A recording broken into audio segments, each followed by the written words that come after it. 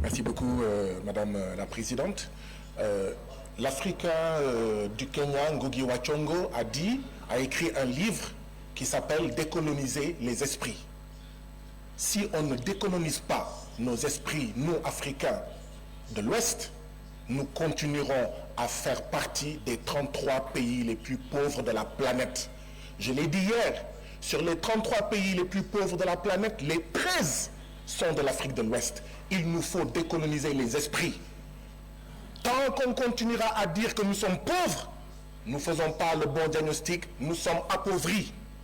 Et la question est, qui nous appauvrit?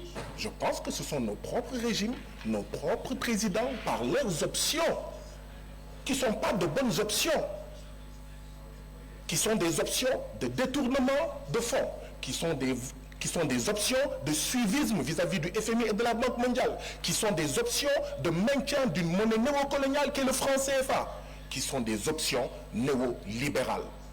À l'époque, on a dit « there is no alternative », il n'y a pas d'alternative.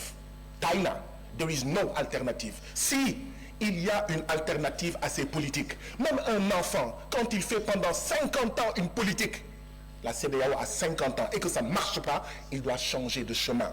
Les jeunes disent il faut changer de chemin. Le chemin de la souveraineté, le chemin de la rupture, le chemin du changement. Les Seychelles font 120 000 habitants. Ils sont 67e sur le classement du PNUD. Ils n'ont ni pétrole, ni gaz, ni rien. Les Seychelles, 120 000 habitants, ils ont leur propre monnaie. Le Sénégal ne peut pas avoir sa monnaie. La Côte d'Ivoire ne peut pas avoir sa monnaie. La CEDEAO ne peut pas avoir sa monnaie. Il faut sortir de là. Le Nigeria, c'est une fédération de 36 États. Qu'attendons-nous pour aller vers une fédération pour être beaucoup plus forte? Sur tous les plans, il nous faut aller vers un gouvernement fédéral. Nous devons être unis autour d'un gouvernement fédéral. Les 36 États nigérians auraient été faibles s'ils étaient partis séparément.